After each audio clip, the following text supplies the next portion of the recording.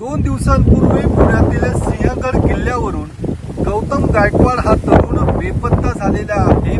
सिंहगड किल्ल्याच्या या तानाजी गडा या परिसरातून गौतम गायकवाड बेपत्ता झाला आणि त्यानंतर 2 दिवसांपासून हवेली पोलीस स्टेशन आपत्ती व्यवस्थापन आणि अग्निशमन दलाचे जवान गौतम गायकवाडचा शोध घेत आहेत। मात्र अद्यापपर्यंत गौतम गायकवाडचा शोध लागलेला नाहीये। 2 सीसीटीव्ही फुटेज देखील आता समोर आलेले आहेत, ज्यामध्ये गौतम हा स्वतःचा चेहरा लपवून पळताना पाहायला मिळतोय। या सगळ्या प्रकरणाचा तपास हवेली पोलीस करतायत। या सगळ्या संदर्भात मिसिंग केस देखील तक्रार देखील दाखल करण्यात आलेली आहे। मात्र अद्यापपर्यंत गौतमचा शोध लागलेला नाहीये।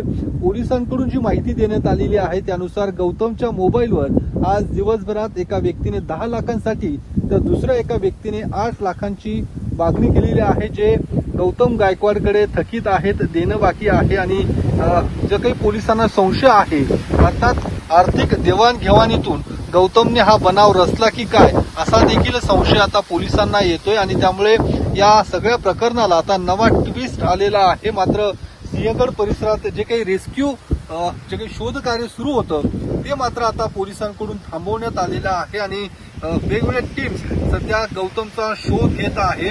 या सगळ्या प्रकरणासंदर्भात गौतम गायकवाडचे आईवडील देखील पोलिसांची भेट घेऊन गेलेले आहेत। अद्यापही पोलिसांकडून सुरू आहे। नेमकं गौतम गायकवाड बेपत्ता आहे की अन्य काही कारण आहे याचा देखील पोलीस शोध घेताना पाहायला मिळत आहे। कॅमेरामन सुशांत राऊत, टीव्ही9 मराठी।